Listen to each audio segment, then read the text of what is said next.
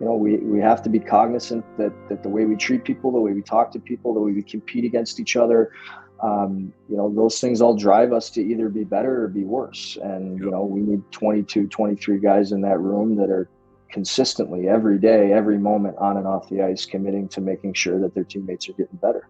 That was Billy McCreary, head coach and general manager of the Danbury Hat-Tricks, the championship winning Danbury Hat-Tricks, and you are listening to the Up My Hockey podcast with Jason Padol.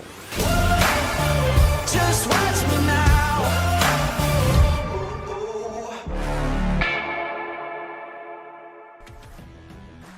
Welcome to Up My Hockey with Jason Podolin, where we deconstruct the NHL journey, discuss what it takes to make it, and have a few laughs along the way. I'm your host, Jason Podolin, a 31st overall draft pick who played 41 NHL games, but thought he was destined for 1,000. Learn from my story and those of my guests. This is a hockey podcast about reaching your potential. Hello there, and welcome back, or welcome to the Up My Hockey podcast with Jason Podolin. I am your host, Jason Podolin. And today we are, episode 114, I think. And we have Billy McCreary on the pod. Now, that name, as we get into early here in the podcast, is a hockey name. And it's such a hockey name that there's even a McCreary that's a second cousin that I thought was like a father or a grandfather to Billy. That's a referee, or was a referee in the NHL, a longtime referee, Billy McCreary. There's also Bill McCreary, who is Billy's father, who played in the NHL, the one who blew up Wayne Gretzky. If you've heard that story or not before, we've covered that in the interview here as well. And there's also Billy McCreary, who is Bill's grandfather, who was a longtime NHLer as well. So the McCreary name is a hockey name. And Billy is doing the name very proud with his work in Danbury. And prior to that, long, extensive history in the game. And now he's involved as the head coach and GM with the Danbury Hat-Tricks, the championship team that just won their league there. And I couldn't be happier for him. You will listen in this interview. Billy he's got it right, in my opinion. His approach to player development, his approach to getting the most out of your players, what he looks for in a player when he's recruiting, and how he goes to create a culture of winning and a culture of family is spot on. It seems like he's somebody that doesn't just know how to walk the walk, but he knows how to talk the talk, or I guess vice versa. He doesn't just know how to talk the talk, he also knows how to walk the walk. And you can hear that in his thoughtful responses. We use the word authenticity here a little bit in this interview, and Bill just comes across to me as authentic. He seems very grounded in what he believes and in what he is trying to pursue and how he pursues it. And when you are grounded in what you believe and how you're going about it, then the answers are authentic and they feel natural because they are. They're not contrived and they're not thought of how you're supposed to sound good or what am I supposed to say here. It's just what he is saying because it's the truth. So lots of great stuff in here, listening to him about how they developed a championship winning culture, about how he approaches his players when it comes to getting them to buy in, his own philosophy on communication and patience. And the adversity we talk about a lot here, and resiliency, and maybe some secrets about how to deal with that, not only as a player but also as a parent and as a coach. And it was just really a pleasure to get a chance to spend over an hour with Bill, somebody who's been around the game, grew up with the game, had a father in the game, deeply in the game, and it's just been a part of his DNA, and now it's in his blood, and doing great things in Danbury with not only the professional team there that they won the championship with, but also at the the NAHL level. They have a team. They also have an NA3 team there in Danbury, and now they're starting a youth program in Danbury, and I couldn't be happier for them. I do think that's a great place to start. Start with the youth. Start at the grassroots of it all, and get people involved in the game, and have them want to be Danbury hat tricks, and talk about the philosophy that is so true to what Billy believes in about being good people and being good hockey players and developing resilient, confident, and team players. And when you do that at the younger age groups, obviously not everybody's going to be a pro hockey player, but they leave the game with a strong foundation and strong memories about what they learned from the game. And then the ones that you do graduate on into your junior programs and into your professional programs are already well versed in what it is that you are so passionate about as a coach or as a general manager, as Billy is. So I couldn't be happier for the folks in Danbury there that they are now getting advantage to take advantage of a youth program, and what a great feeder system to climb the ranks. And if you want to go to the NAHL and try and earn your D1 or D3 scholarship, you can do that. And there's also a place to earn a living as a professional hockey player there in Danbury as well. So really awesome stuff. I really appreciate Billy's time, and I think you're really going to love this interview. So let's get right into it. Without further ado, I bring you Mr. Billy McCreary. Fresh off a championship, you got a hockey name through and through. Lots of great stuff to talk about. So yeah, I thought we would maybe I don't know where the best place to start is, to be 100% honest, but knowing the McCreary name and knowing a little bit about your lineage, I thought that might be just a cool place to start, because it seems to me like you had no option but to like hockey from who your dad and grandpa were. No, 100%. I mean, just kind of, it's everything that I've always known, right? I mean, all my earliest memories are at the rink and with family. So for me, hockey and family are synopsis.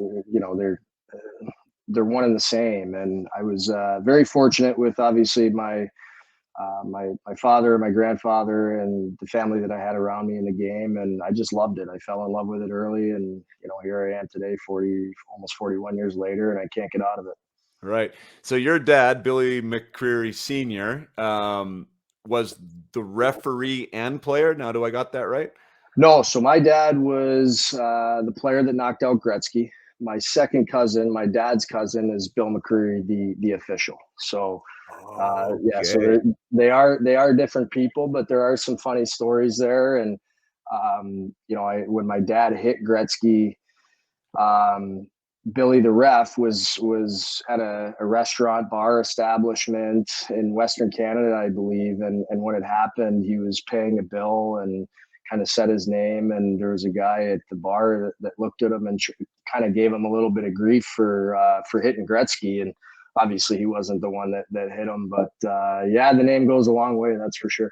That's what. Okay, so the referee is your uncle? Is that what you said, or a cousin? My second cousin, yeah. Your second cousin. Yeah. Wow, that's wild. Okay, cool. And then you mentioned Grandpa too. So just so I understand it all, so was Grandpa involved in the game?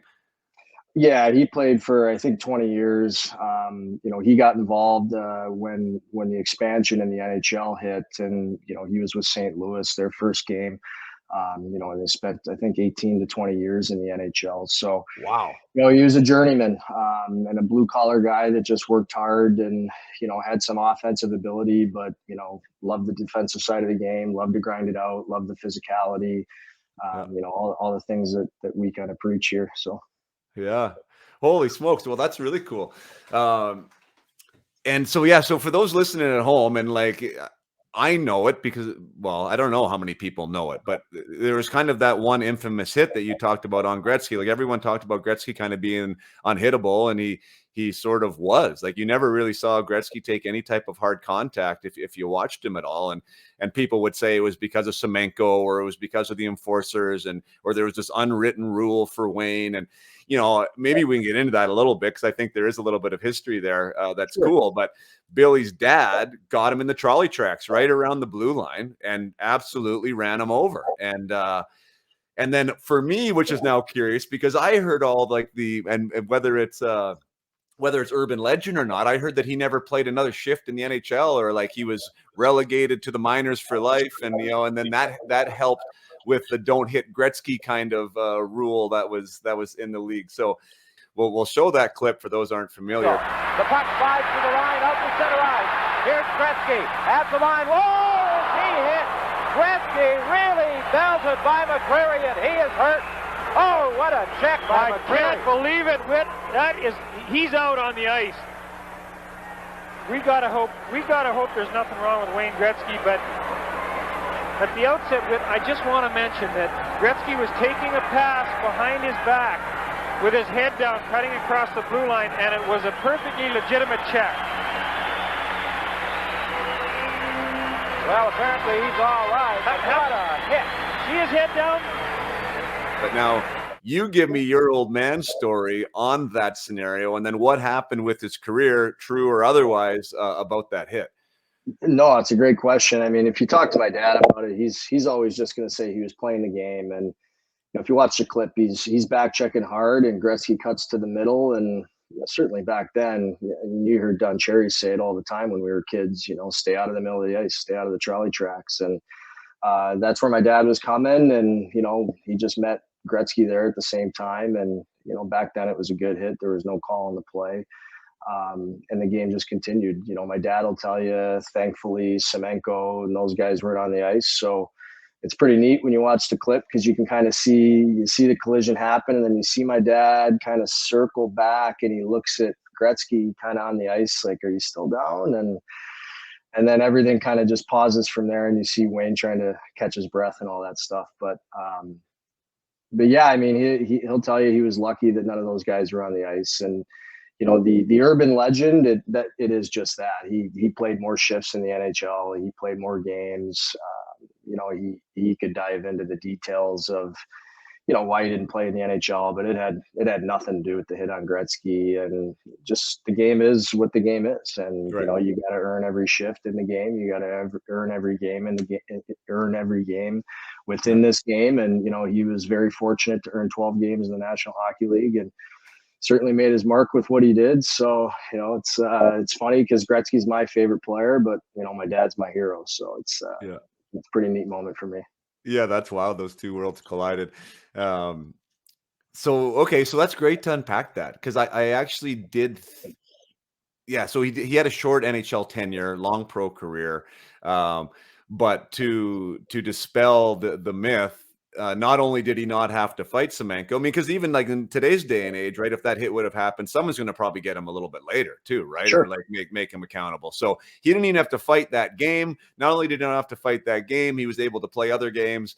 He never heard from anybody that he wasn't supposed to hit him, and life is what it is. So I think that's that's probably good for all the Gretzky fans out there too, because that's one of the raps on Wayne was that there was this unwritten rule about him, right, that you weren't allowed to hit him. And so you mean with the whole McCreary backstory, for those who might have heard that and then believed it, that would give credibility to their claim. So nice to hear that wasn't the case, and Wayne was just really aware. I mean, and I think that was.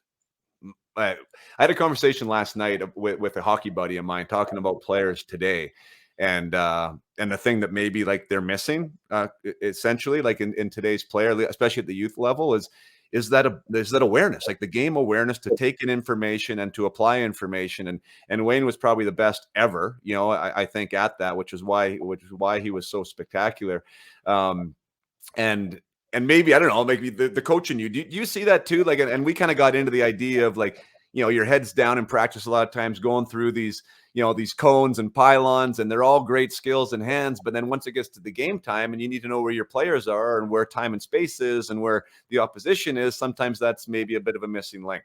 Do you agree or disagree with that statement? Oh, I agree 100%. I really think that the game has come a long way with the skill development. I mean, it's such a fast paced, high skill game now compared to where it was 10 and 20 years ago.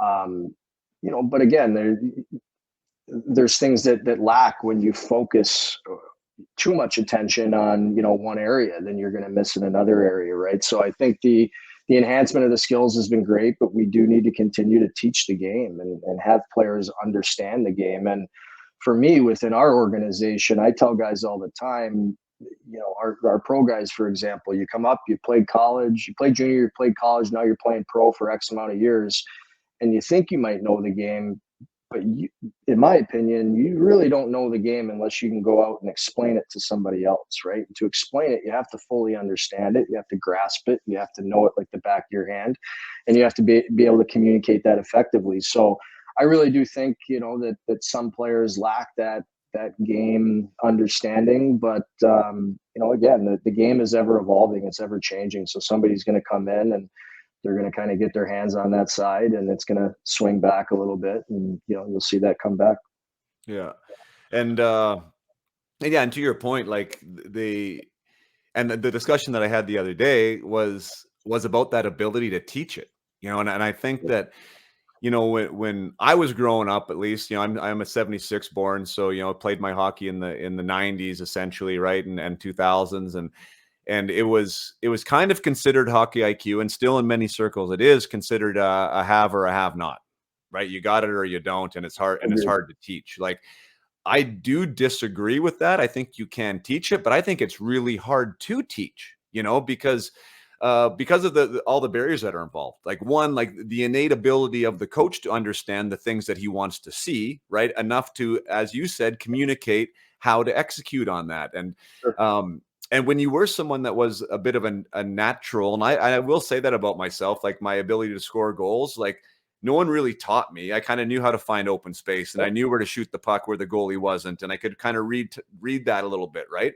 But now as a coach, like, it forces me to bring that out of me, right? And to be able to now communicate that to somebody else. And I think if I can do that effectively, I can help this guy understand that maybe doesn't have it.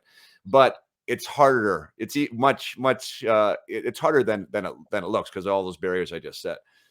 Well, it takes more time and it takes more patience than you would think too, right? And, Yeah. again, you have to communicate that effectively through your experience. And if goal scoring was natural to you, it certainly wasn't natural to me, right? I was kind of a natural playmaker, and I just wanted to put everybody else in good position. So I didn't really want to shoot the puck. But if somebody would have kind of gotten through to me that, hey, sometimes if you do this when you're shooting the puck, you're going to help your teammates too.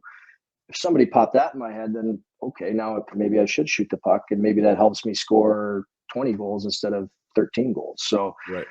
It's a great point. And that's what I love about coaching is, putting together your game plan, but, having to be able to communicate that in a manner where your team members and the people that entrust you to lead them, they understand it, and they don't just sit there and say, I don't get it. The guy keeps putting me net front on the power play, but I don't know what he wants me to do. Well, let's break it down and let's get into the detail of it. And sometimes you need more patience, and, coaches tend to not have that patience, I find, these days in this day and age. So that's one thing that I certainly enjoy. And sometimes you got to communicate things a different way to get through to a player, but you got to be patient. You got to take the time to do it.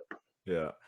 Good for you. Like, man, and that's even what you just said right there. I think, for me and my background and what I love talking about is the mindset side of things. And a lot of times coaches don't have the self-awareness to even break down like how they operate. Right. Because for you, hearing you speak there, like you get fired up about the idea of like, how do I talk to this guy in a way to get him to understand?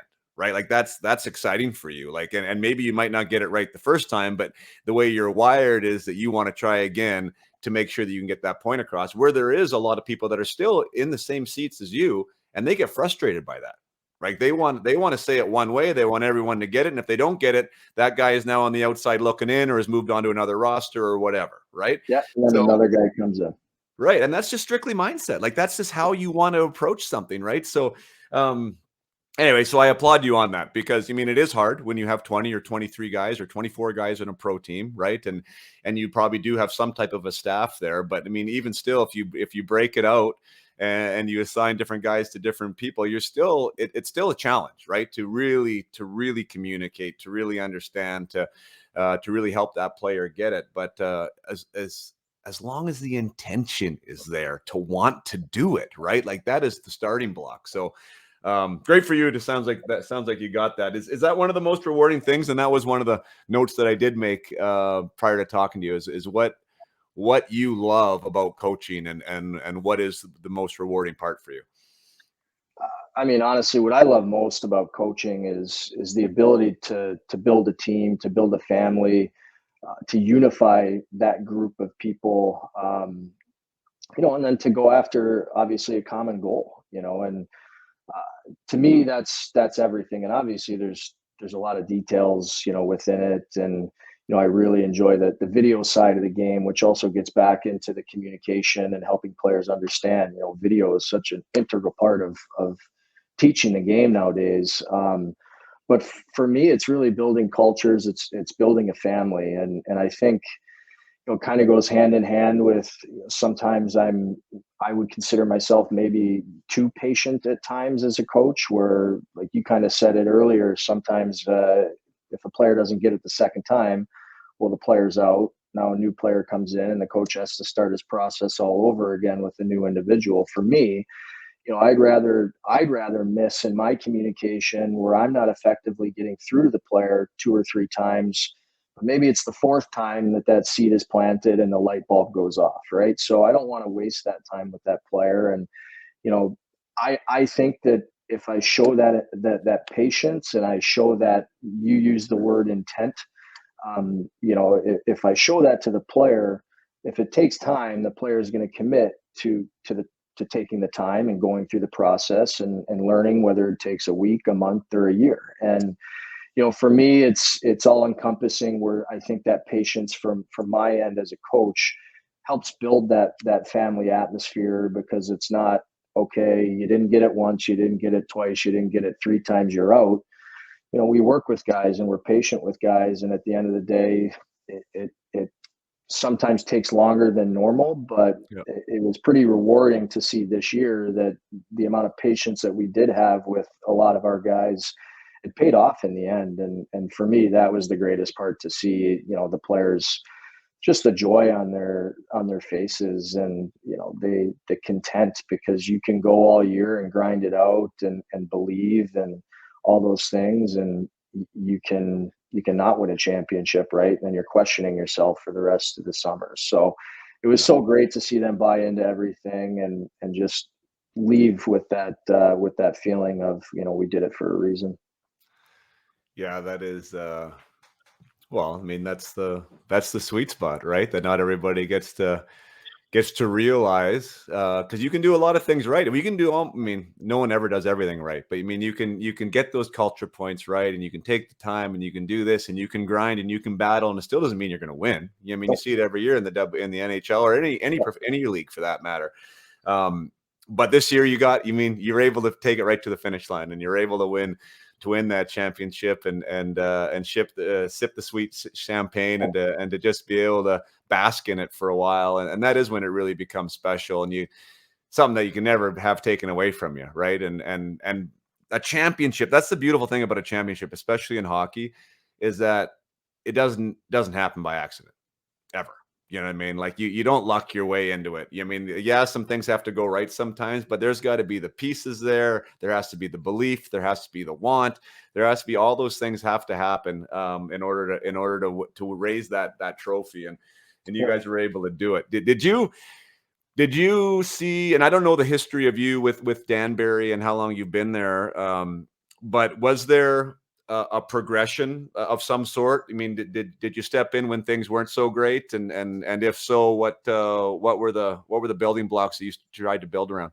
There definitely was a progression, and this is going into my third year, fourth, with this team and in the GM role. So I've always managed the roster and the recruiting and all that kind of stuff.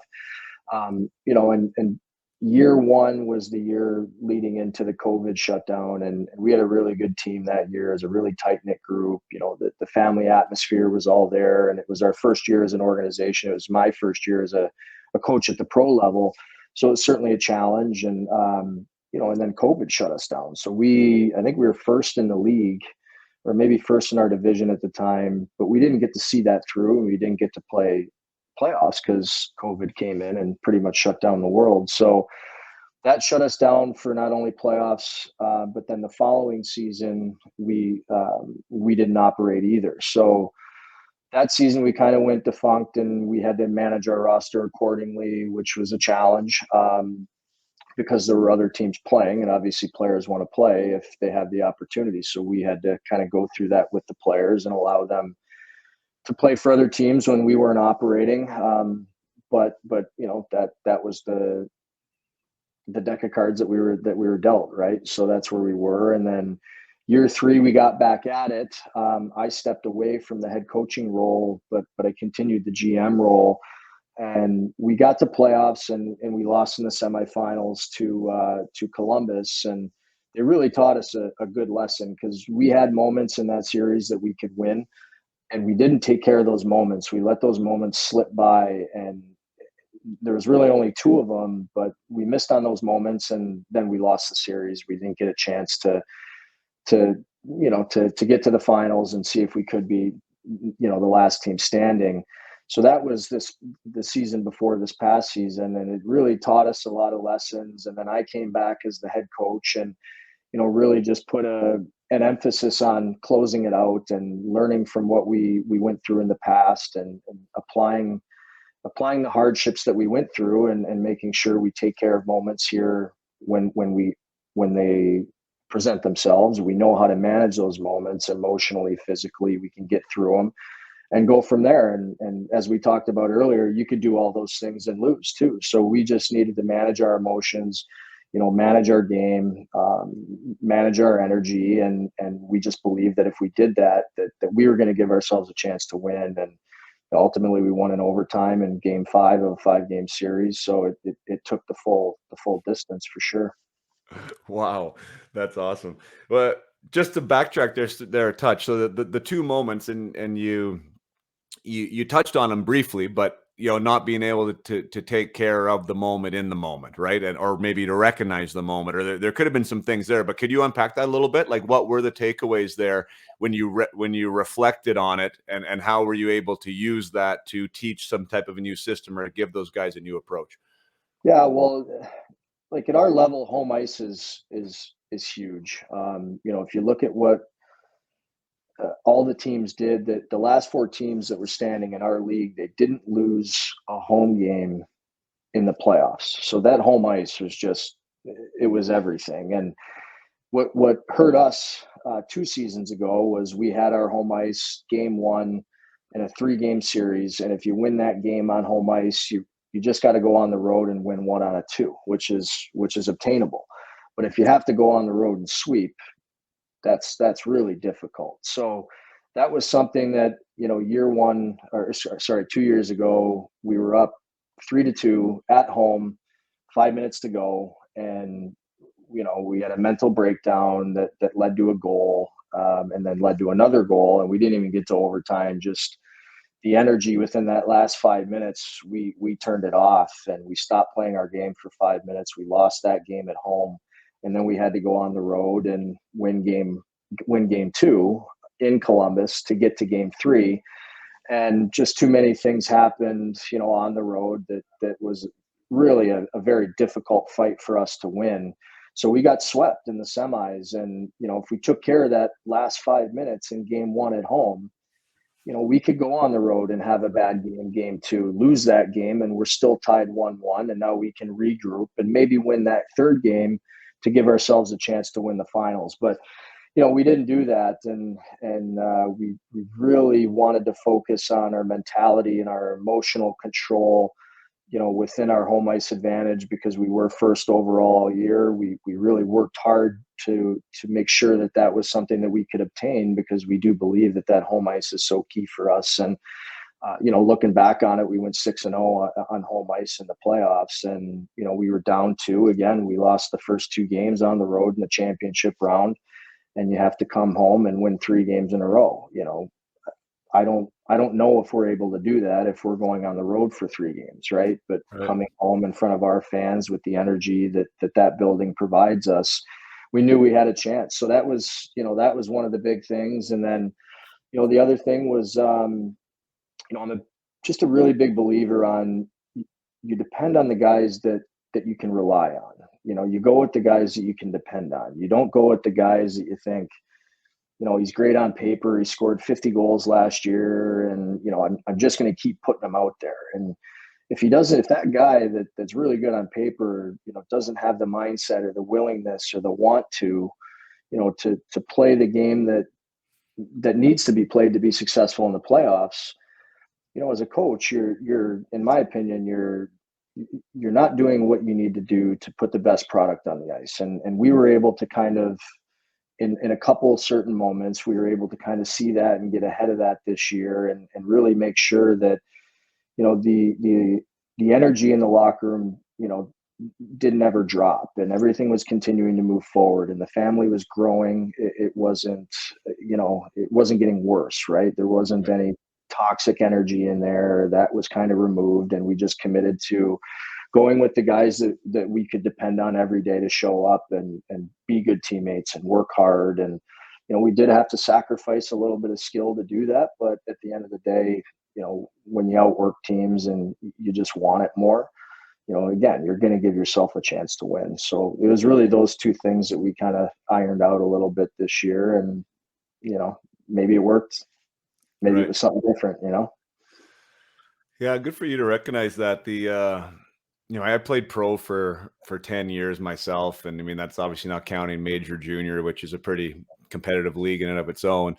But at all those levels, to be completely frank, like it's rare when all guys actually will do what it takes to win, like that are not, when like you're down 2-0. It's pretty easy just to go home, right? Like, oh, we've had a good run, like to come back and win 3 in a row, or to come back from down 3-0, or whatever, some of the things that happen. Like, you need to have everybody really want to be there. You need to have everybody really want to continue to be there and do what it takes to win.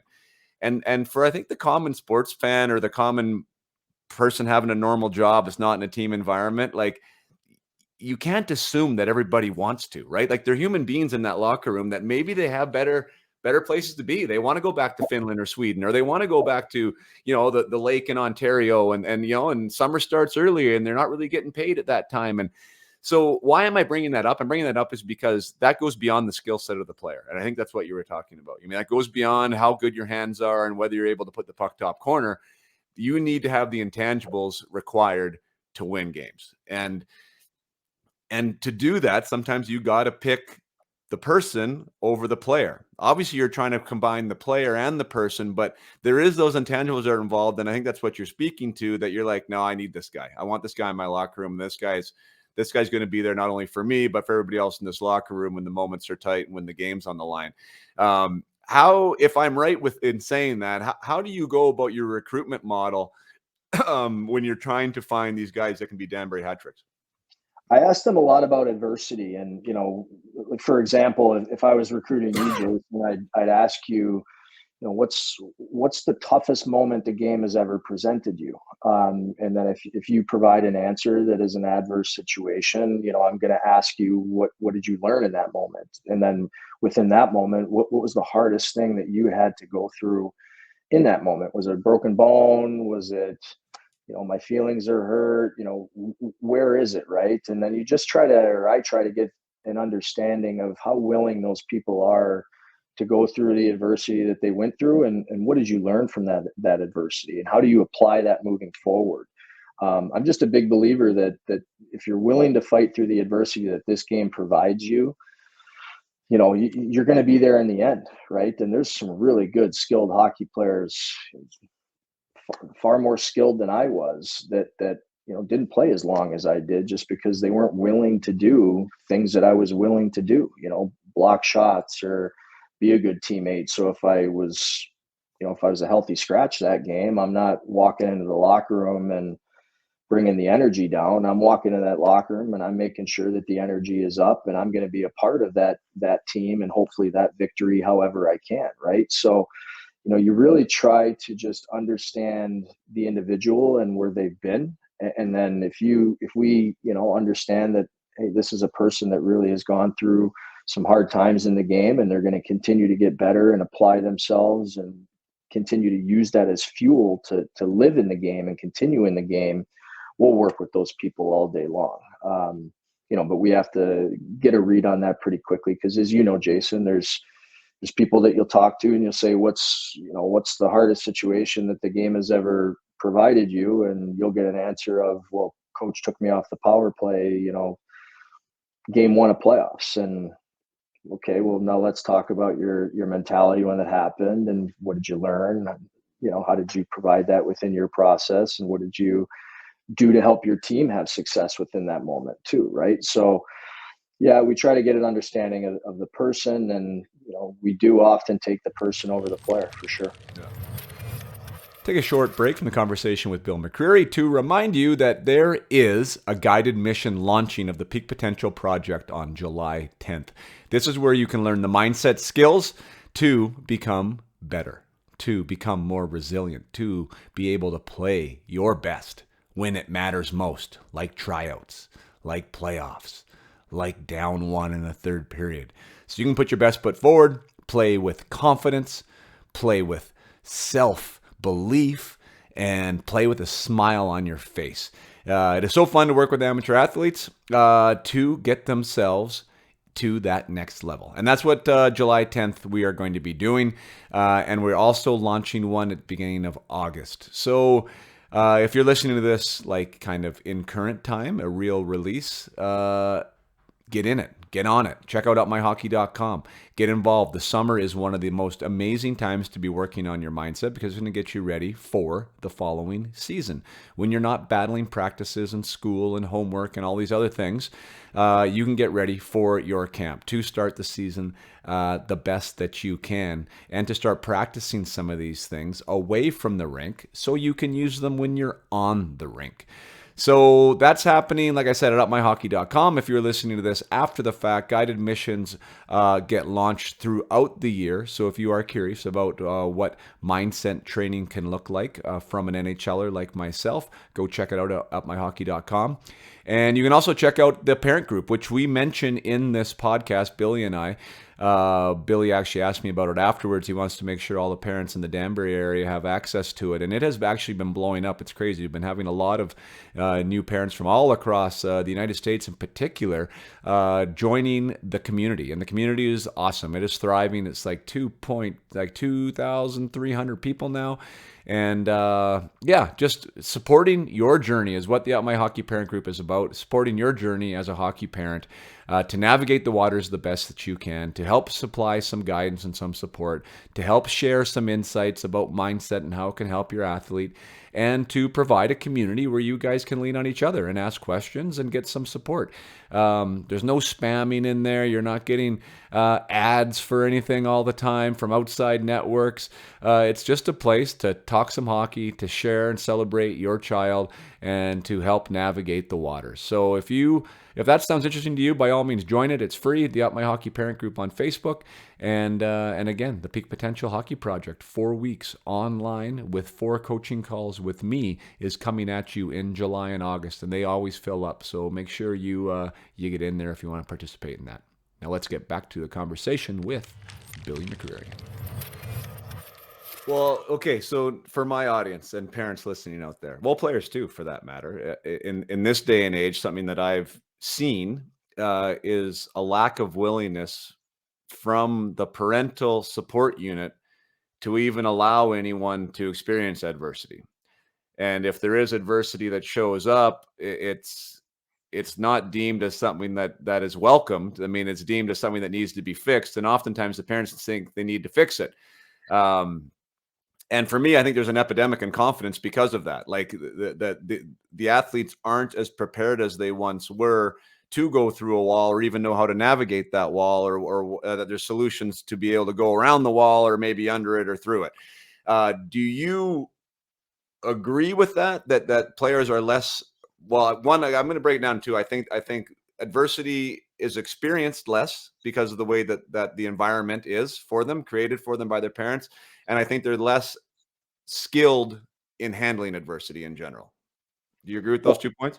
I agree 100%. They're less skilled because they see less adversity, because their home life, their parental life, whoever is guiding them, they try to protect their child from that. And, having a 2-year-old daughter and being a new parent, it's something that I struggle with, to be honest with you. Like when she falls down, I want to jump and help her out. Right. But then the McCreary in me, where I was raised, where I'm very thankful for, my father, my grandfather, my mother, the people that, taught me that when I fall down, I got to get up. Nobody's picking me up. Nobody's going to tell me it's okay. I got to dust myself off and I got to get back at it. And I have to find ways to, stay in the game and communicate within the game to live in the game.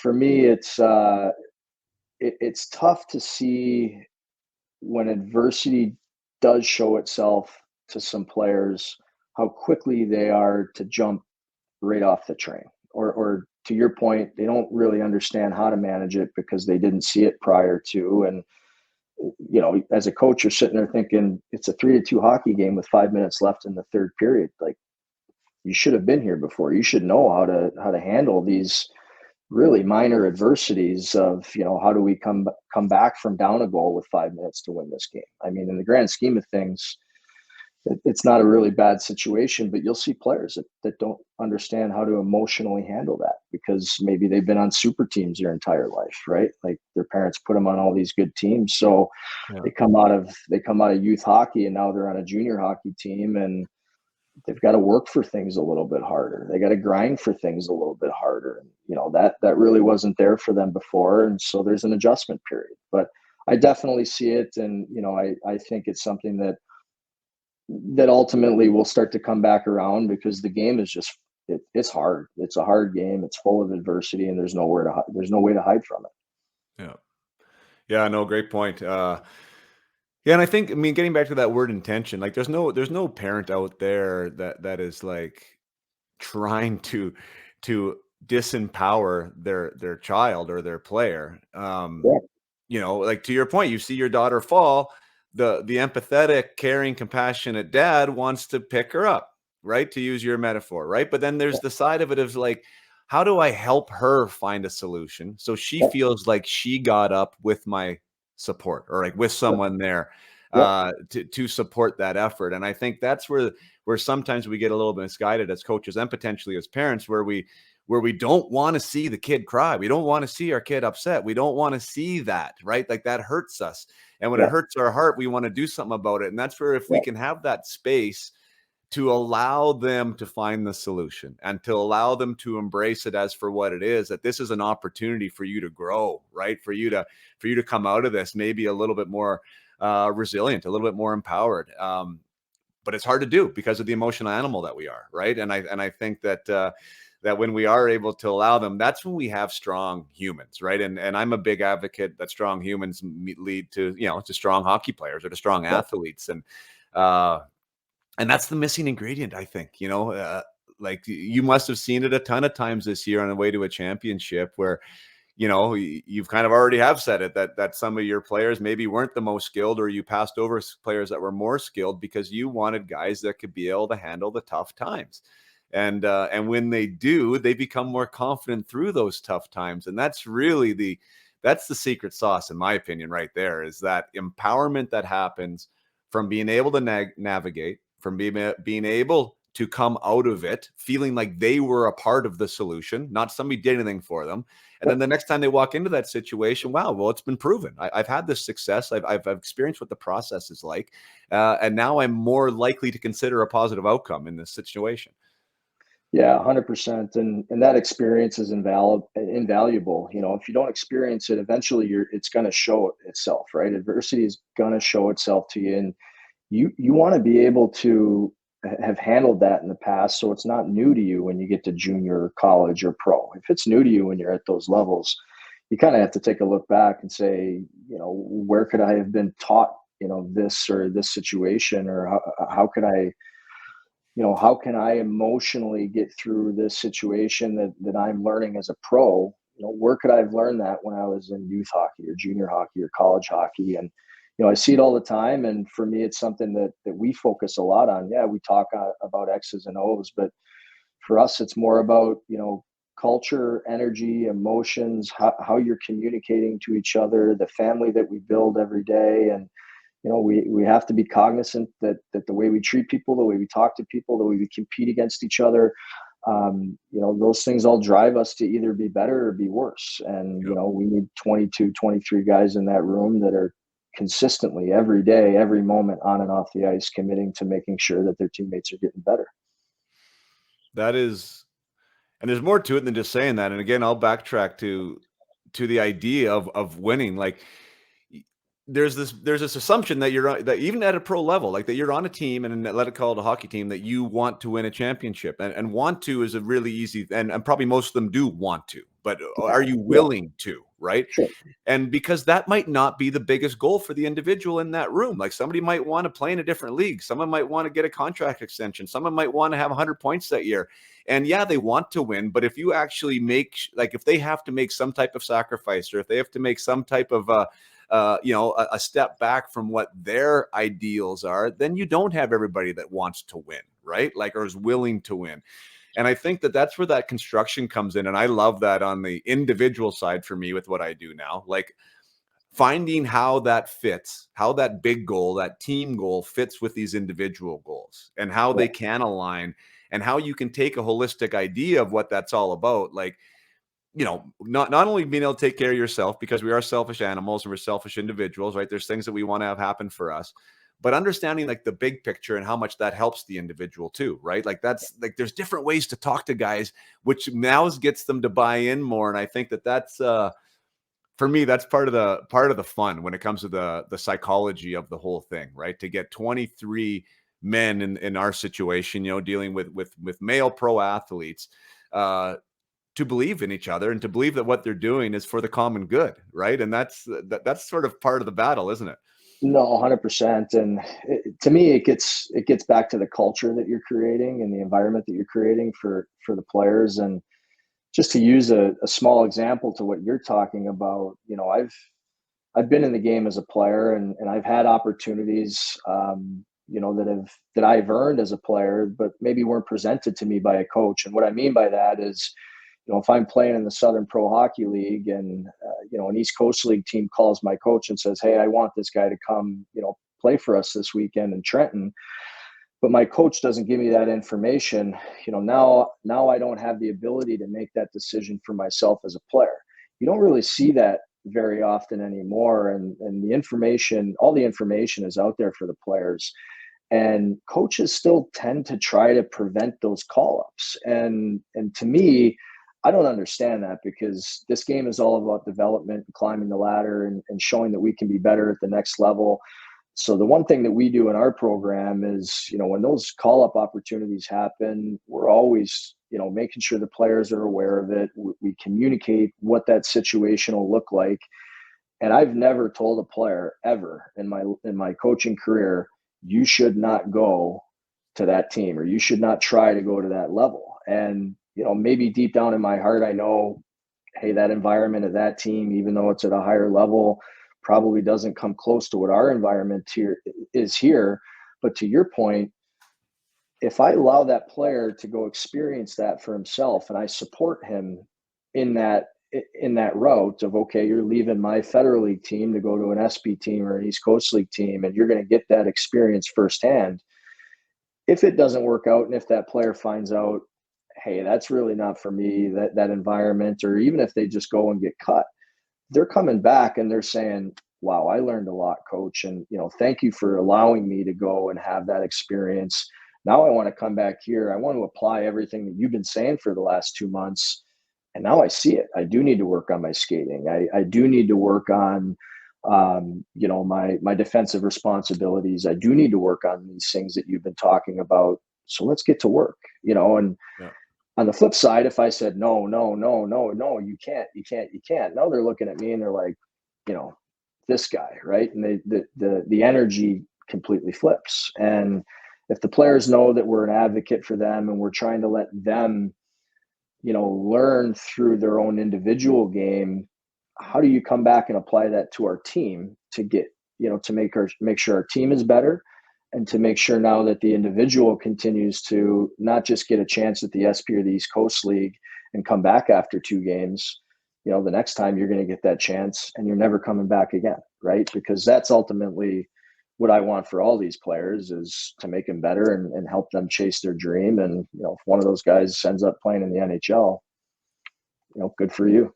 Right. Oh, well, yeah. What a stamp of success that is on an organization. Sure.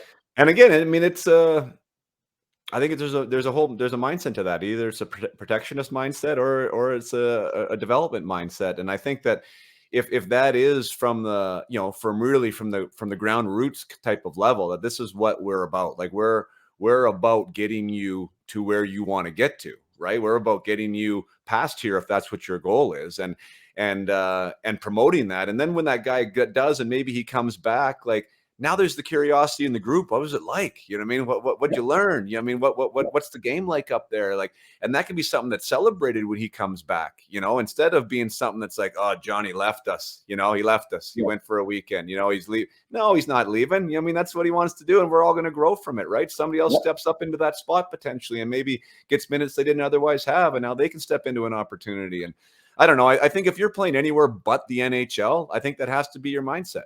I think as a coach or as the player involved in it. I agree. And I mean, I guess the most basic, to break it down to the most basic principles, like I'm a big believer that the game is the best teacher, right? Like I've had my parents around me, my grandparents, I've had so many great people around me, guiding me, giving me advice. Did I take their advice all the time? Nope. Were there times where they said, go this route, and I went the other route?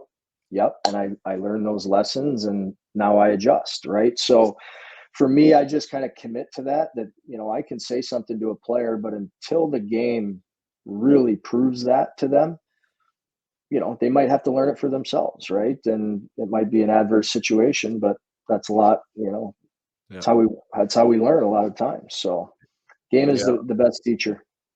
I agree. I totally agree. Well, not only that, I mean, I'm just thinking about you're going back to earlier when you were talking about, talking to a player 2, 3, 4 times and they, and hopefully they get it at some point. Like, I think the message matters and the messenger matters and the timing of that message also matters. You could hear the same thing 12 times, but at some point it's like that 13th time, it just might be like you are in a different headspace to be able to hear it, for whatever reason, or maybe it comes from somebody else's mouth, just worded a little bit different. And now it clicks and now it means a little bit more. And you never really know when or why, but yeah, I mean, I do think the right message at the right time matters. And sometimes that is the experience. Sometimes that's the environment and that's the message that needs to happen. Or sometimes it is that coach that maybe says that right thing that strikes the chord. And now that's the game changer. But the one thing I talk to the athletes about is like your willingness to listen. And that word called coachability, I think it means a lot of different things to different players, but you need to be curious about yourself first and foremost. I think that's one thing that guys aren't curious enough about themselves. What are their strengths? What are their weaknesses? How can they get better? What are they passionate about? What are they maybe not passionate about, need to be more passionate about? Like that level of curiosity and involvement in the game now allows them, I believe, it gives them a greater opportunity to pick up on these nuggets that we're talking about, instead of just feeling like you're part of the process. Like you got to include yourself in the process. And I think that a curious and engaged group like that usually picks up the messages a little bit quicker. Yeah, 100%. And, for kids nowadays, sometimes I feel like those, like you talk about their strengths and their weaknesses. And, before coming to Danbury, I ran youth organizations and coached like 8 years of youth hockey. And I've worked with, house league kids, learn to skate kids. I've worked with kids that are playing in the NHL right now. But, at the end of the day, the coachability is huge because, you could have a coach that you don't agree with, and that's fine. How do you communicate with that coach? And how do you do that in a manner that you get to show up to the rink and still enjoy what you enjoy and fit into the team and do all those things? Because ultimately the game is going to end for everybody. And when you go into the workplace and the guy that's writing your checks isn't your best buddy, how do you get along with that person? How do you communicate with that person? How do you effectively work as a team member with that person? So, that coachability and learning how to, work effectively with different types of coaches, communicate with different types of coaches it's a skill that if is allowed by parents sometimes, that they can really help create good, effective leaders, because communication is so key, in my Yeah. opinion. And there's a way to do it. I mean, and you're sitting in the chair right now where guys can come in and they can maintain the integrity to themselves and like what their ideals are, yet still be respectful to the system and to you, like in that communication process. And I think that's the one where I think I just want to kind of define that, because sometimes like that coachability word gets to be like a little fuzzy, and maybe even like that player is now a pushover, like they just do whatever they're told, and there's this little robot that goes out there, and I think those days are gone. Like Yeah. I think that they were around. I think now to be an effective coach, you have to be able to tell why a lot of times, and you have to be able to give your reasons. But I think as players, when they understand that other side, the more holistic side of it, more like to be able to maintain your own personal value system, your own, like what you think is important to you, and be able to communicate in a way that's respectful to the coach and to the team and the individuals around them. Now there's a greater respect factor and there's a greater trust. And I think, yeah, I mean, that is without question a skill. And if you're not given the ability to practice that, whether it's amongst your teachers growing up or ordering your own food at a restaurant, or, whatever the case may be, right? Like these kids show up and they give you the one word, yes or no, sir answers. And meanwhile, all this stuff is going on upstairs, and nobody gets any better because of that. So definitely something there. There's my parenting advice for you with the 2-year-old. Definitely let her use her voice as much as possible. Order her things, ask her questions, get her to find the restroom if she needs one. Like all those kinds of stuff, those little micro moments empowers them, in my opinion, and gives them confidence, and they're building that skill throughout their development. So do you have, and I'll break away from that and just in saying in the leadership, because you've used that word a few times. Is that where you seem to lean to for your leadership group? Like, is it a group that can articulate and is able to communicate well, at least to you, if not to the group as a whole? Yeah, we have a pretty good leadership group, and I mean, just like anybody, we have our foundations that we kind of stand on, and um, respect and passion and hard work are really three pillars that we have, and then all encompassing within that is family, right? So we're not all perfect. We're human. Like, we're all going to make mistakes, from myself on down, but we understand that within our mistakes, we just need to accept them. We need to grow within them, and to do that, we need support of the people around us too. So I like when guys challenge each other. I like when there's disagreements. I think those things are very healthy. But if I don't agree with you, Jason, and I just start, beating you down, that's not healthy, right? If you and I disagree about something, that's okay.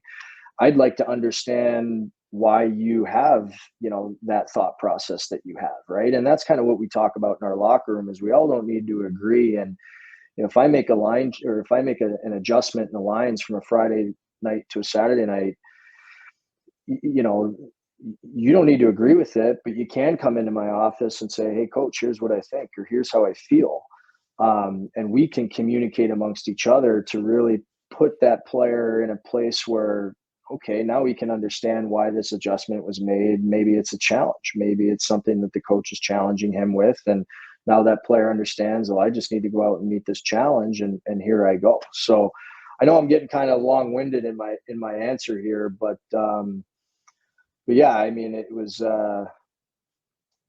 it's something that we try to really incorporate within our culture, standing on our foundations, and making sure that the family is the family, and communicating within that family to make sure that, our energy is moving forward on a daily basis, if that makes sense. No, for sure.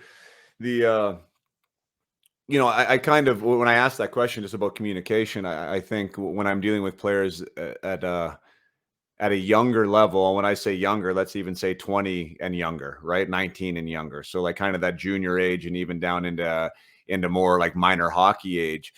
And people want to be leaders. A lot of them do, right? Like they want to have the letter on their chest, and in order to have that letter and have that recognition, a lot of them feel that they have to be the outspoken, loud guy that says the right thing at the right time, or the right locker room speech. And that's just where I talk with players about. I mean, there's all different types of leadership for sure, and especially at the pro level. Some guys almost say nothing, and some guys do say a lot. But at the younger levels is what I try and get players to align to, is to lead themselves.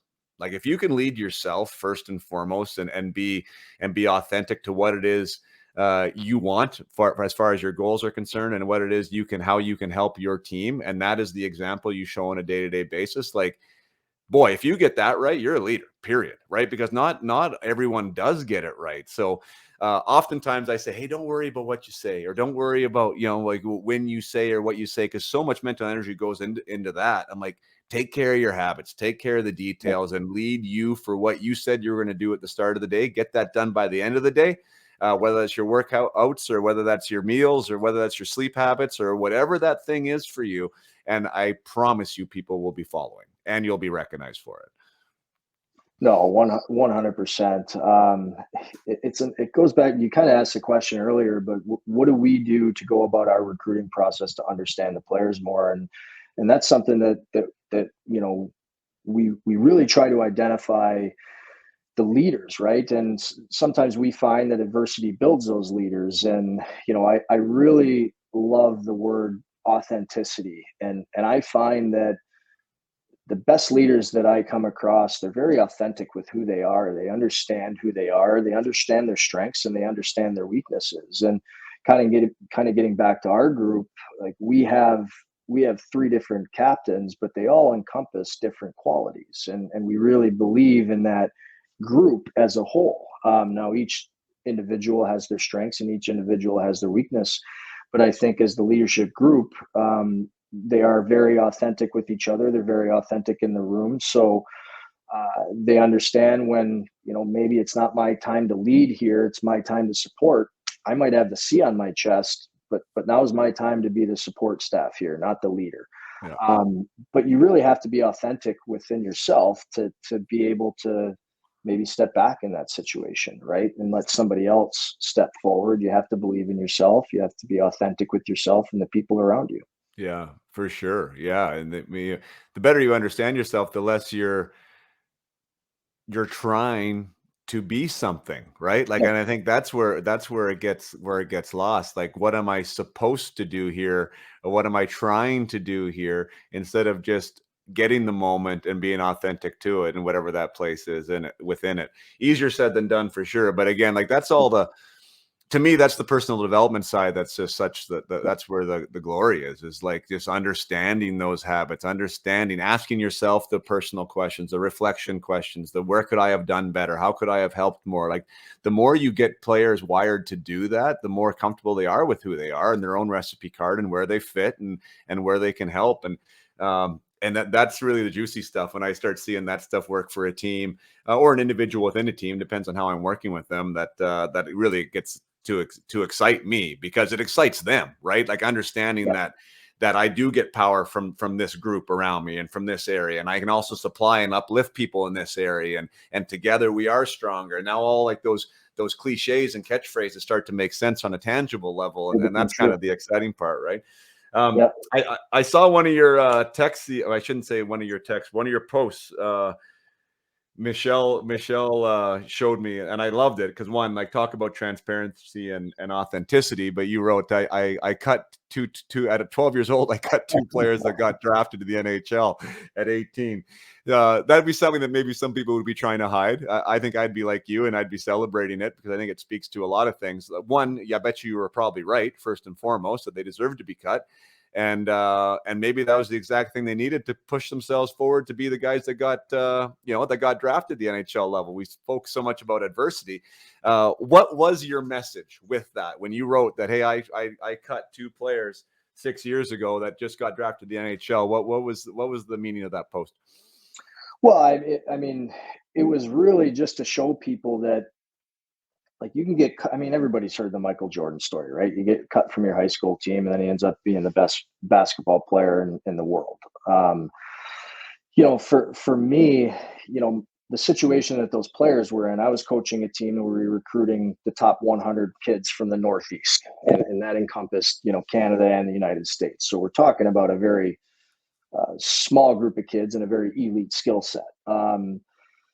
So for me, it was, the decisions were made, and the game moves on, and those kids are tremendous kids. And I had great conversations with those families, and, why the decision was made, and why they didn't make the team and things like that. And as a coach, you can only help that honesty and that transparency helps them in their future. Right. So that's kind of why I put that out there, because for one of the kids, it was a little bit of an attitude thing. And listen, like, I attitude can be misconstrued. If there's a tremendous competitor at 12 years old, that can be misconstrued as a bad attitude, right? The kid hates to lose, and somebody steals the puck from him, and he just naturally turns around and two-hands somebody. There could be somebody in the stands that said that kid has a bad attitude. Right. Maybe he's just a tremendous competitor and he doesn't understand how to emotionally manage that yet because he's 12.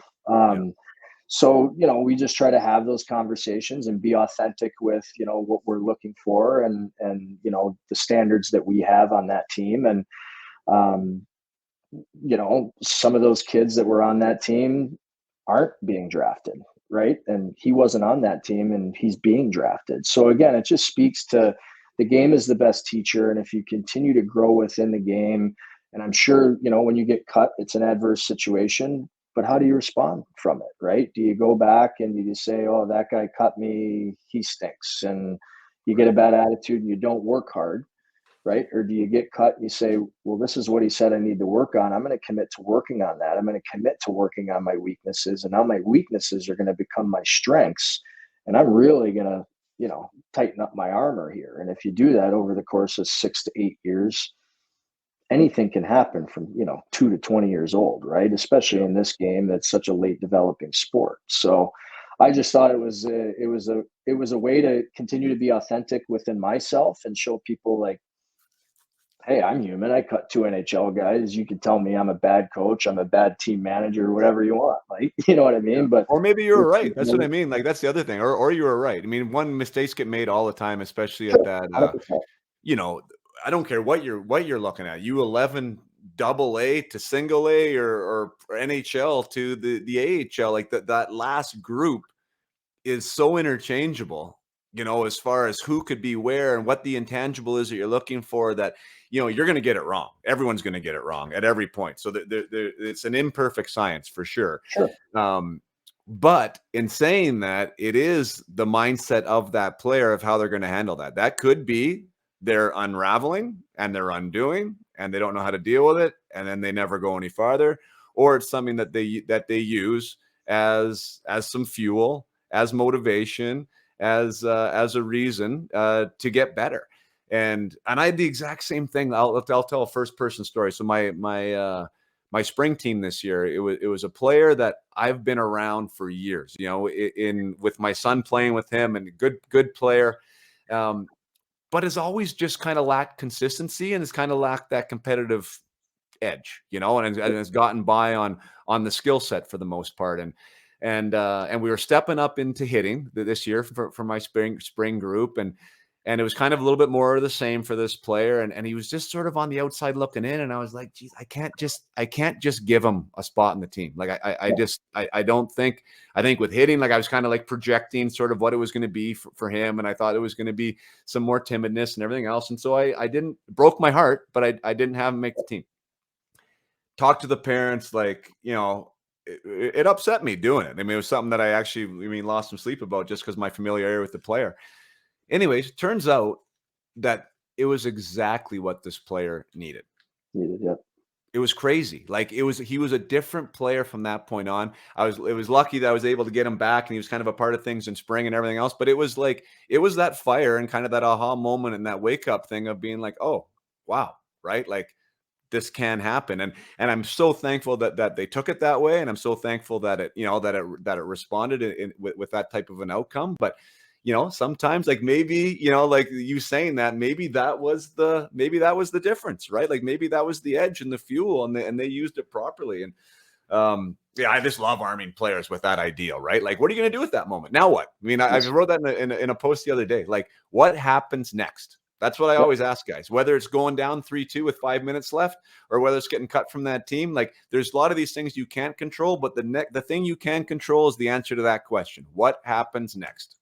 Yeah, and that's probably the thing that was just ingrained in me through my family is it doesn't matter what happens to you in this game. It matters how you respond to it, right? And what you do from there. So that's just something that no matter what age I'm teaching, it's always something that you're trying to make sure you instill within the player, right? So at the pro level, okay, I took you off the power play, or you went from PP1 to PP2. Like, how do you come into my office? How do you communicate to get back to where you want to be? And, how do we work together to get there? Right. And to your example, I think that's a tremendous example of parents really buying into listening to a message and accepting a message that has obviously got to be very difficult for them to hear. And credit to the kid, like credit to the kid just getting back at it and going out, loving the game and working and earning his way back to where he is now. So to me, that's, again, the game is the best teacher. And I think if you're authentic in the way you coach and how much passion you have and the lessons that you're trying to teach, it's only going to hopefully help more players than it hurts. And unfortunately, the players that it hurts, they kind of make those decisions sometimes, right? So it's a hard game, and it's certainly not easy, and we have to get outside of ourselves if we want to live in this game for as long as we're living in it. Yeah, I mean, and I think you mentioned it when you said that those players, like getting back to the players that you said were cut there at 12, like that you had conversations with the family and with the player about like the why. And I know that I did too in the scenario that I gave, and not to pat ourselves on the back in this scenario, but I do think that communication is really integral, and not always is that given, right? And again, with the authentic side of it too, right? Like I care about you as a player. This is why you have been let go, and this is what I think you could work on, right? Like, and if those messages are really clear and heartfelt, now there is information for that player, as opposed to just saying, no, you're not good enough, or no, you're not there quite yet. Or sometimes not even that is the message, right? It's just a name on a sheet, and your name's not on it. Now you got to go figure it out for yourself. Now, there is value in figuring it out for yourself. But I think if we can support, and that's where I get into the support side, like give players the option, and now hopefully help them with their ability to have a plan or a program to follow that they can execute on. But without anything, I mean, sometimes these guys are just lost, right? So credit to you for giving them something to go on and something to push forward on, and credit to the player for being able to execute on it. I think that helps in this development process. Yeah, it's it takes two parties for sure. And I tell the players all the time, it's more on them than it is on the coaches, because they have to put the work in, right? So it's a grind for them, and they have to take in a lot of information from a lot of different people. And it's just so rewarding when you can surround yourself with good people that you trust, that have passion for teaching the game and letting the players grow within the game. And sometimes that takes, getting cut. Sometimes that takes falling down. Sometimes that takes missing the net, right? And I missed the net in a big opportunity. Well, now I'm going home and I'm shooting 500 pucks in the rain. I'm not going home and putting my head in the pillow, So. No, perfect. Just want to take another short break from the discussion with Billy to say thanks, as usual, to everyone out there who is listening, everyone out there who's supporting, and everyone out there who takes the time to either leave a review or to share an episode or to tell me personally on a DM or otherwise what the podcast means to you. There's been so many cool little stories. There's a family in my parent group that reached out and said that they homeschool their children or child. I'm not sure if it's one or more. But they actually use the podcast topics from the podcast to teach lessons each week to their kids. I mean, I'm not sure exactly about what, but I assume about character and about resilience and about some of the topics that we like to talk about here. So that was like super cool to hear. somebody using the podcast as an educational component in that manner. I mean, I understand it to be lesson driven, and there's lessons to be extracted if the listener chooses to use it for such. But to actually use it as a piece of curriculum for schooling, I thought was pretty cool. And I just want to share one review here, as I like to do from time to time. And this one is from the United States. Came across Apple Podcasts. Hortonoff 10, C Hortonoff 10 says, awesome for hockey parents, 5 stars. Simply put, Jason puts out awesome content for any player or parent who wants to learn. His interviews cover so many personalities, experiences, and perspectives. So cool, nice short one, 5 stars. Always appreciate them. Thanks for subscribing if you do so. Thanks for downloading, and thanks for taking the time to leave a review when you can. So once again, you are appreciated out there. Now let's get back to the conversation with Bill McCreary. Yeah, I mean, I just remember, just for everyone at home too, I know it was the 90s, but like when I got cut from Toronto, the 2 times there, it was like I had no idea why I got cut. Like, and what they told me like was complete bullshit too, right? Like it was, be more consistent. Where, you know what I mean? Like that can be super like valuable feedback, but in what aspect of the game? Like as a goal scorer, you're not going to score every game, right? Like, I mean, you can't be more consistent there. Like, do you want me to be more consistent on the physical side? Do you want me more consistent on my back check? Like what is it? So I can leave here and I can work on what that consistency is.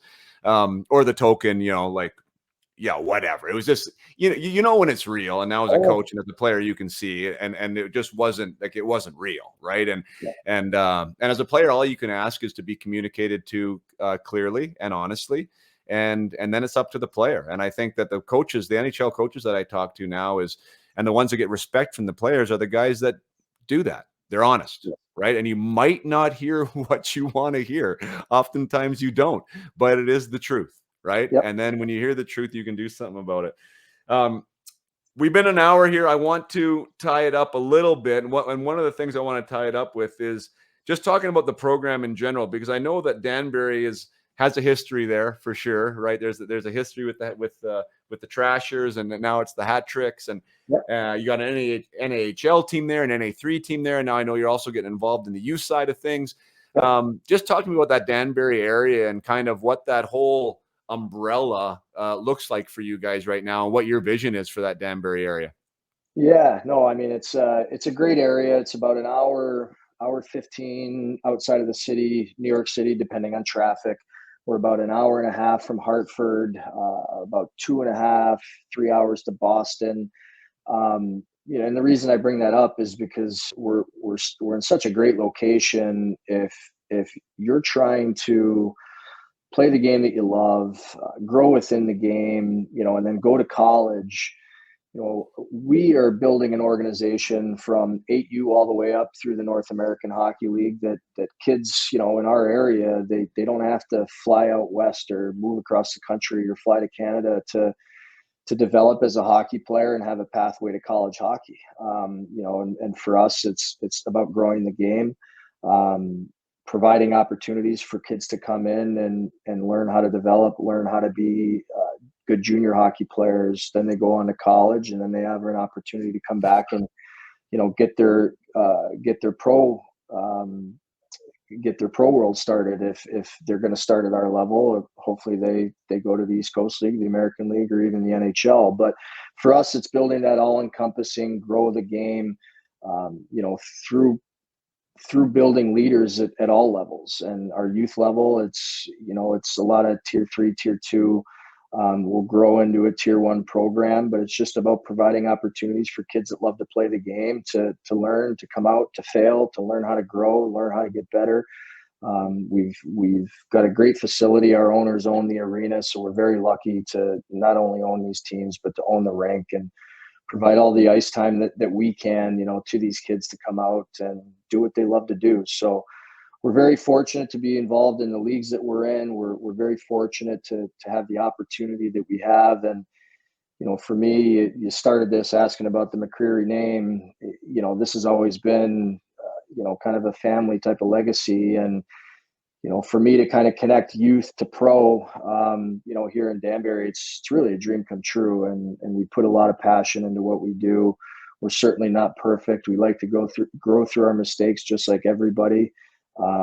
But it's a really tremendous opportunity to play the game and do it in a great area where you're surrounded by, hundreds of NCAA Division I, Division III college club programs. It's, we're just surrounded by all these programs that are offering more opportunities for kids to play hockey. And, I'm sure you've got your hands in the thick of it with like CIS and everything up there, but down here, club hockey is growing, and you got teams in Arizona now, and Alabama, and Mississippi, and like hockey's everywhere now. So we just want to be a part of the growth. With well, I think it's a perfect model. I mean, when you have the extension from the pro down to the youth levels, I mean, it just, to me, there's synergies there, because you have something for these kids to be constantly aspiring to, right? And to see and to feel and to attend the games. And, there's a natural ladder for them to climb. So I think it's awesome when it's able to happen. And this is the first year that you guys are going to be having a youth program, correct?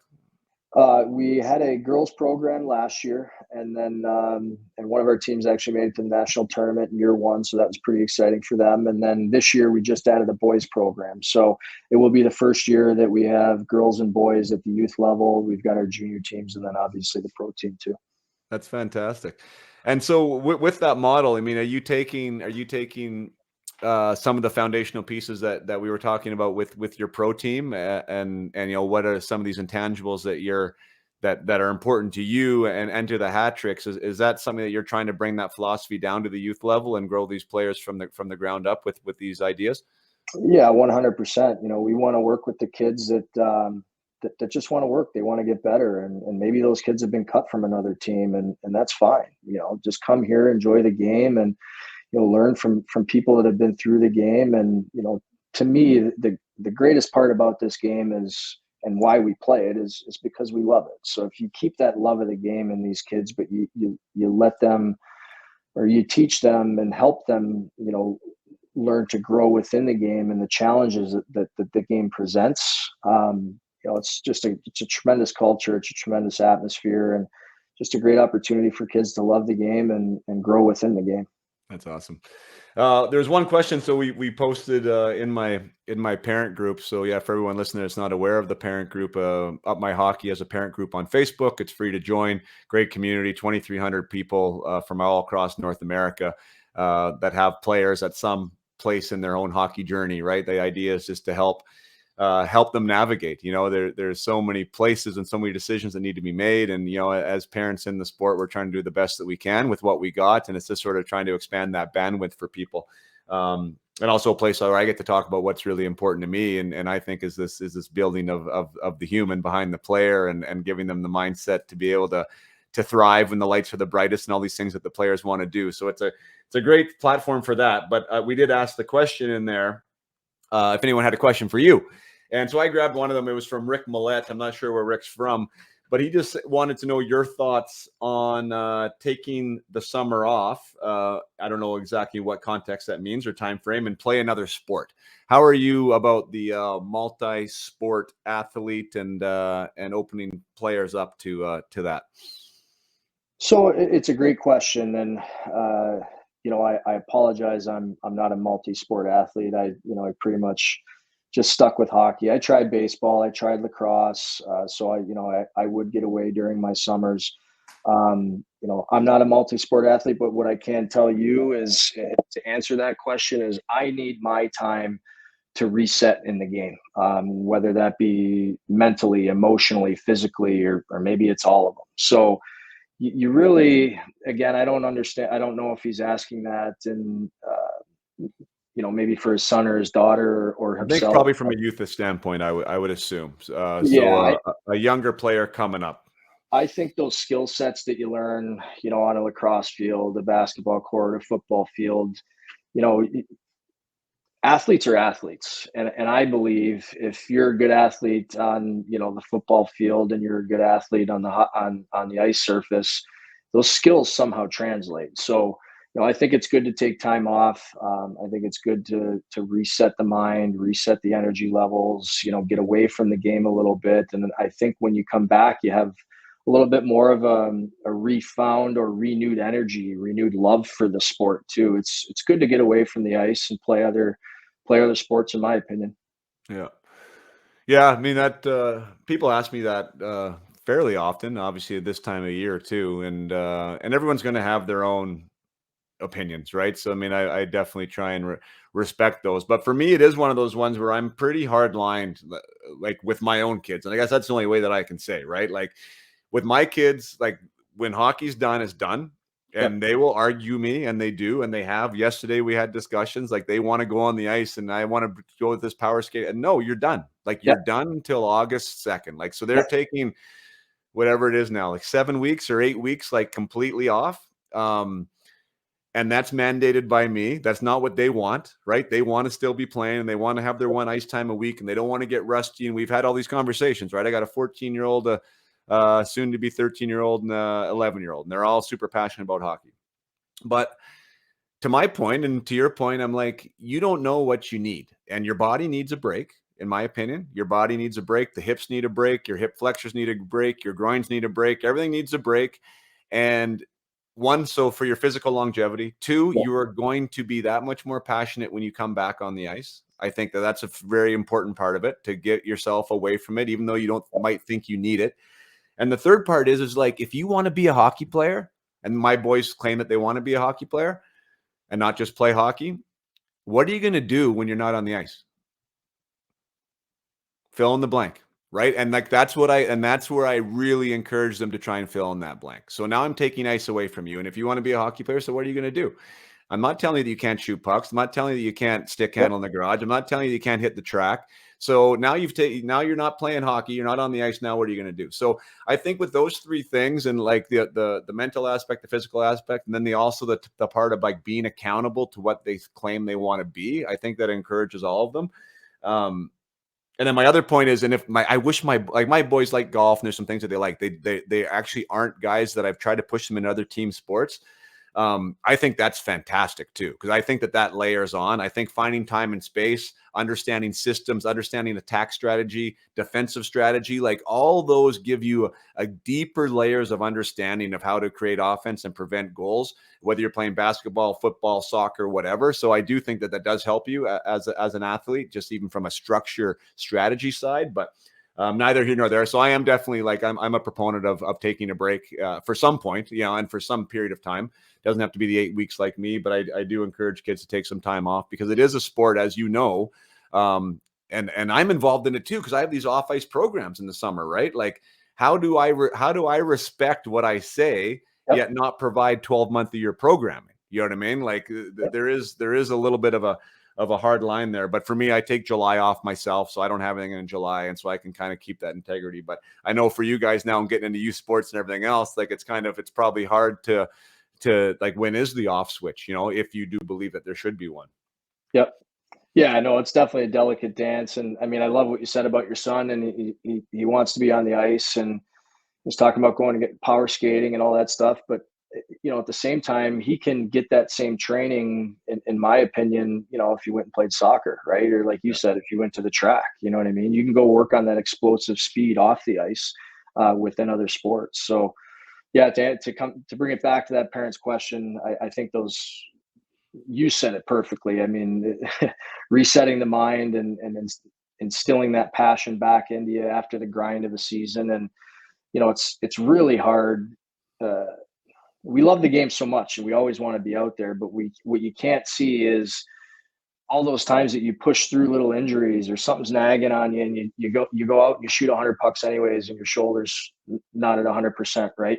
Yeah. That's going to affect you when you're 28, 29, 30, 35 years old, right? And I've heard that my entire life, and playing through injuries, that's just how I was. And my parents all the time would say, don't do it, don't do it. And now here I am at 40 years old. I feel like I'm 60, but to your point, if I took more time off, I was a little bit more aware of my body, of myself at that age. And I listened to some of the people around me. I don't have to learn those hard lessons. So Yeah, you said it very well. Cool. Well, we'll wrap things up. I really appreciate. I mean, first of all, I guess we'll end with I never really wished you congratulations or congratulated you, but congratulations on a championship. That's fantastic. Great to see that. Hopefully, there's more of those to come. And I know you're building the NAHL program there, and we're gonna get a few more wins there. And now with the youth side and developing your internal feeder system, hopefully, right? Like that'll be a pretty cool factory that you guys can start developing there in Danbury. And so to all the fans out there, if we have some new Danbury fans listening, congratulations. It sounds like you got a great guy at the helm here. And Billy, thanks so much for spending an hour and 20 minutes with us here today. Thanks, Jason. Always a pleasure. Thank you for sticking around to the end of my conversation with Bill. I don't know if he goes by Bill. Maybe I shouldn't call him Bill. We're that friendly. So Billy, I apologize if no one calls you Bill. We'll stick with Billy. But what a fantastic interview. I really enjoyed that hour and 20 minutes. It's super easy to have a chat with someone like Billy when you share some similar philosophies, when you share a perspective, and especially from a coaching angle about how to make people better. The conversation just flows, and it looks like Billy, in my opinion, has things handled really well there in the Danbury area, and that's not always the case. You know what I mean? Of course, I'm a fan of hockey and of the people involved in it, but not all coaches are created equal. In any sport, and when you have someone like Billy there that speaks to those tenets and also lives to those tenets, boy. Jump in if you're a hockey parent in that area. Jump in and be grateful that you have someone there to teach your sons and daughters that aspect, the aspect of high performance that is the human aspect, that isn't just about your edges and how soft your hands are, but about things like resilience and about things like adversity and how to overcome defeat and how to be a great teammate and how to build the habits required to have success. And I'm a firm believer in those things. If you followed me at all and in any capacity, I think that's where true success comes from those high performance habits. And mindset is definitely one of them. And when you can ingrain that and intertwine that into a hockey development program, where competitive otherwise, house league or competitive in nature, and you're traveling and trying to win hockey games, I think your athlete, your son or daughter, is going to leave the game, the sport, whenever they do, in a better place. They're going to be better teammates in the workforce. They're going to be better wives and husbands. They're going to be better moms and dads.